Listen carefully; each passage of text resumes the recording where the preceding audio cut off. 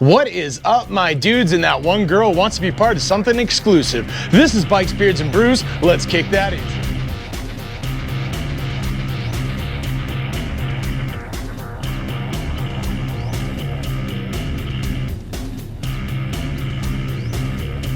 Hey guys, welcome back to the channel. Before we kick this one off, make sure you like, comment, subscribe, hit that bell notification. New videos coming out weekly. You ring the bell, you'll know when they drop. Let's get the other stuff out of the way. Want to save 10% on a Cardo communicator or save some money on some Beyond Riders gear or Kemimoto gear? Then you should definitely check my referral links down below. Want to support me and all my do-gooderness like these cool guys here? Bam! Then you should become part of the Brew Crew and join the coffee page down below. Want to know why I'm asking you for money? Well, next to those 10,000 Amazon affiliate links that also go to a good cause is a video explaining what I do with your money. Get it? Got it? Cool. Let's move on. All right, guys, so today we're going to talk about Harley gatekeepers and, quite honestly, how they are hurting Harley in general. And this is something that really isn't Harley's fault, although sometimes they lean into it and that's not the greatest look for them. For those of you who are unfamiliar on what a Harley gatekeeper is, it's basically like if you show up to a ride and you're not riding a Harley or a specific kind of Harley, people will actually kind of push you out, be rude to you, shut you out, give you the cold shoulder, tell you you can't ride with them, all kinds of other dumb stuff like that. They may be in forums where they're like, oh, if you're not riding a Harley, get out of here. If you're not on this type of Harley, beat it. It's kind of this weird mindset that I don't quite understand, and quite honestly, I don't think that riders that actually do this fully realize what they're doing and how they're kind of hurting the MoCo. So I did want to dive into this a little bit and just have a conversation, and maybe, hopefully, if you're somebody who's done this in the past, maybe, I don't know, change your mind a little, get you to deviate on the plan a bit, whatever. But let's dive into that, shall we? So first and foremost, I do kind of want to touch upon when I had to deal with a Harley gatekeeper. And for the most part, I have not had to deal with many. But back in 2007, when I had a Ninja and that's what I was riding, one day I had it parked. I was working at an airport.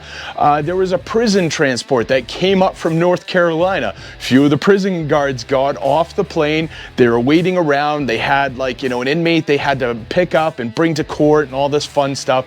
And one of the guards was like, hey, whose bike is that? And I was like, that is mine. And he's like, there's places in North Carolina we wouldn't even let you ride that bike. I was like, what are you talking about, dude? And his response was like, it's not a Harley, so we wouldn't let you ride it. And I'm like, first off, that bike can smoke pretty much any Harley, so good luck trying to keep up with me to tell me that I can't ride in these places. And second off, why can't I ride it? And he's like, well, it's not American. And I'm like, dude, your bike is not American. And his response was like, yes, it is. And I'm like, what do you got? At the time, he had a brand new 2007 Road Glide Special, I think it was similar to what I have now. And I was like, hey guy, here's the deal. My bike, built in Nebraska by people from America. Yes, it has imported parts. Yes, it is not 100% American, but neither is your bike. And he's like, yes, it is. And I'm like, all right, are you still making payments on your bike? And he said, yes. I gave him my card and I said, here's the deal, man. You go home, you get the paperwork that says that your bike was 100% American made with 100% American parts, and you send that up to me. All you have to do is show me proof that your bike is 100% American, and I will take over your payments. You will ride that thing for free. And he's like, oh, get ready. And he took my card and he was all excited about this. He left, never heard from him again. And that's the thing. Harley has not been 100% American for a long time. Most vehicles haven't been. Actually, to say made in America, you have to have, I think it's 60% of your parts have to be sourced from North America. North America being Mexico, the US, and Canada. Vehicles can't even do this. That's why Ford stopped doing made in America logos and they switched to built in America, and now they switched to something else where it's wordplay. Seriously, listen to these commercials. It is all wordplay now. And Harley, same thing. So to sit there and say, well, you can't ride this bike because it's not American, you have to ride a Harley, you're already wrong. So we just need to stop with that mindset altogether. And this is part of where the gatekeeper mentality becomes an issue because they're pushing people away from the MoCo. And as I said in previous videos, this is insane to me because Harley does the most for community sort of things. Like, they have the most rides, they have the most events going on at their dealerships, they have the most just everything, or like this inclusive sort of party that's always running. I've said it many times before, I have gone to other states in my state and I've gone to different dealerships that are not Harley. Nothing's going on the weekend. It is just a parking lot. And then you go to Harley and you go to any Harley and there's something going on. It may not be the best something, but there is something going on. They have tent sales and events going on. They have outdoor parties, they have bands, they have cookouts, they have rides, all this stuff that these other dealers are not doing. And I have seen in my area where people with other bikes will show up. You will get Indian riders, you will get Kawasaki riders, Honda riders, and they will show up because the bikes that they're riding, those manufacturers, those dealerships are not doing the stuff that Harley is doing. So these gatekeepers are actually kind of hurting us because you bring these people in, you show them what sort of community Harley has going on. You show them how inclusive and welcoming they are and how much they want to bring you in the door. That is going to influence people when they go to buy new bikes. So Harley may not be the fastest bike, may not be the most technologically cutting edge bikes out there.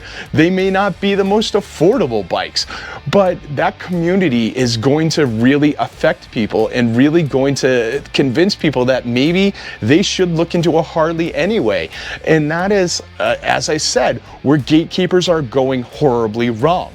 Now, as I said, Harley doesn't really control this, although they do kind of control this. They have put out the message before, you know, Harley, Harley, Harley, this is what you got to do. And in fairness, most companies do that as well. But then when they put out merchandise where they're literally calling it gatekeeper, it's not so blatant as like the t-shirt says, if you're not riding Harley, you're garbage, get out of here. But you know, people understand, they get it. There's that keyword there where it clicks in their little Neanderthal brains that, you know, gatekeeper. It's just there, it happens. So I feel like Harley should probably stray away from that sort of like wordplay altogether. Again, it's all about wordplay, whether it be subliminal or just pounding you over the head. Words matter, so you have to keep that in mind. So this, again, I really want to stress, this is how you bring new riders in. You have to be accessible to them. I've seen a lot of like different chats and stuff. Like I was playing in a few forums and checking things out, and a lot of the mentality, and even in some of the comments in the recent videos I've posted, have been like, oh, well, the younger generation are poor, they're living on their parents' couch, they're dumb, they can't shift gears, etc., etc. If that is what we're projecting, if that's what we're pushing upon these people, they're not going to show up. If I sit there and call you a moron every single day for a month straight and then look at you and go, hey buddy, you want to go out for a beer? You're probably not coming out to get a beer with me. You have to understand that. So it's one of those things that you do have to take in consideration. And let's be honest, find the generation before your generation and find the one before that. Find any generation previous that says the generation in front of them is doing better or as good as them. It doesn't happen. We always think we are the best generation and the next generation sucks. You know, they do. Our generation is the best, but whatever. Carrying on. It's also funny to me because I saw a few comments, and I don't believe it was in like the videos I made, but I saw them in a few of the forums where they said that kids nowadays won't buy Harleys because you don't get a participation trophy out of the deal. And that is incredibly wrong. Apparently these people have never bought a new Harley. Let me tell you, when I bought my Harley, they gave me a 1-year hog membership for free. They gave me this tin that had like some free stuff in it. I think there was like a gremlin bell and some other goofy stuff. I don't even know. They sent me a plaque with a copy of my title in it to hang on my wall. This is a participation trophy. I've got a plaque to hang up, I've got a tin of prizes, and I've got a membership that I'm getting whether I want it or not. Harley gives out participation trophies. Let's just calm down there. It's happening. The other interesting thing about gatekeepers is there doesn't seem to be a set rule book on how the gatekeeping works. Some of them, it's like, if you're not riding Harley, you can't participate. Then you've got the other gatekeepers where it's like, if you ride Harley, you can't participate if you own certain bikes. Now look, I like making fun of other Harleys. I like making fun of other bikes. It happens, but I ride with anyone. I don't care. I even ride with tricycles and those backwards tricycles, reluctantly, but it happens. But yeah, I've made fun of everything that's not my bike. Though there are gatekeepers out there that will literally trash you if you're riding a Sportster, if you're riding a V-Rod, if you're riding a Pan America. Look, they are Harleys. Whether you like them or not, they are Harleys. And you're not being asked to ride them. You are not being told to buy them. You're not being forced to buy them. They are out there. There are other alternatives, and there are other ways to bring riders into Harley. And these are the bikes that may help people transition over to bikes that you do like.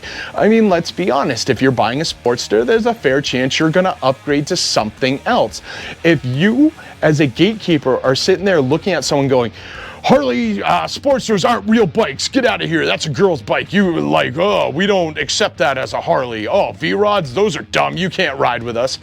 Then you are closing the door for those people coming in, and you are closing the door for those people who are coming in and may upgrade to something else later on. It's kind of like when I was talking about how Indian is luring people in with their smaller bikes like the Scouts and whatnot, and those people are upgrading to bigger bikes as they grow out of the Scout. In fact, check the comments on that video. You will see people in there that say they bought the Scout because it was more appealing at the time than a Sportster, and now they are on to bigger and better bikes that are in the Indian lineup. And that is something that Harley needs to capitalize on as well. They need to play the long game, and these gatekeepers are not helping Harley to play the long game, so they really need to consider that. So why should these gatekeepers be stopped? Well, I already mentioned one, and that is it's much harder to lure in new riders or new potential riders when they feel like they're completely alienated by not riding the right Harley. Sorry, but a 21-year-old kid coming off the street who might be learning to ride or wanting to ride is not going to start with a $30,000 plus bagger. You got to get over yourselves there. Let them start on the Sportster, and then let them see that there are bigger, better bikes that they can move to. And then maybe their next bike is the Lowrider ST. Maybe their next bike is the Road Glide, the Street Glide, stuff like that. You have to play that long game, and you have to understand that. And the more welcoming we are as Harley riders to these people, the more likely we're going to bring them in, and we're going to bring in those younger riders and keep the brand alive. And this rolls right into strengthening the community.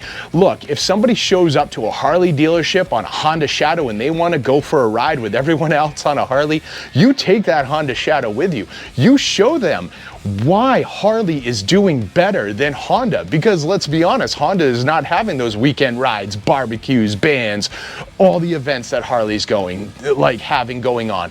You need to show them that, and by taking them with you and showing them that they can be part of this community, you are going to make that Harley more appealing to them when it comes time for them to buy another bike. I have seen people leave Honda and go to Harley. I've seen people leave Kawasaki and go to Harley. And honestly, it goes the other way as well. So we need to make this more of a one-way street where it's like you want to come to Harley and then you want to stay there. And this exposes the shortcomings of other companies. As I've been saying here and in previous videos, when you bring people in and you show them all the stuff that Harley's doing and how strong the Harley community is, you are showing all the weaknesses, flaws, and just gaps that these other companies have. As I said, you can ride around, especially spring or summer. I challenge you, go to different dealerships. Go hit up an Indian dealership. Go hit up a Honda one, Kawasaki one. Don't look at dates. Don't look at anything like that. Just go hit them all up, especially first thing in the morning, and see which ones actually have something going on. You're going to find empty parking lot after empty parking lot, especially if you're showing up right about the time of open, or, you know, about half an hour before open. You're going to see all like empty parking lots. Then you're going to go to a Harley dealership, and 9 times out of 10, you're going to find a group of guys ready to go for a ride. You're going to find like some sort of event going on in that parking lot. You're going to find some sort of event going on inside the dealership. And this is why I've said before, like, the Harley Davidson corporate headquarters should be taking like all the Instagram feeds, Facebook feeds, pictures, videos, and all that from all these local dealerships and really putting them on display on the main HarleyDavidson.com page and showing how much the community is like active and functioning and running throughout the entire country, throughout the entire world. Because when people are looking at different motorcycle companies, they're probably not going to go look at, you know, Boston Harley specifically. They're going to go to HarleyDavidson.com. And then if you're looking at that and you're like, wow, look at all this stuff going on. Hey, I wonder what my local dealership's doing. That is going to help them. This is stuff that needs to happen. So seriously, if you're a gatekeeper, chill. You just chill. Let's help strengthen the MoCo and strengthen the MoCo community. And I know it sucks. Trust me, every time I got a ride with a sports store or a street glide, I die a little inside. Never mind like something that's not even Harley branded. But at the same time, that is how the community grows and how like we stay strong. And honestly, more of us on 2 wheels, less people on 4 wheels. You know, let's have more riders out there. You guys know it, I know it. This is what we want. So let's work together to make this succeed. All right, guys, that's what I've got. Have you run into some Harley gatekeepers? What was your experience? Throw the comments down below. I'd love to hear it. And don't forget to like, comment, subscribe, hit that bell notification, share this video with friends, share it with family, share it with that one gatekeeper you know is like, everything that's not my bike sucks. He loves this stuff, trust me. I'll see you all on the flip side.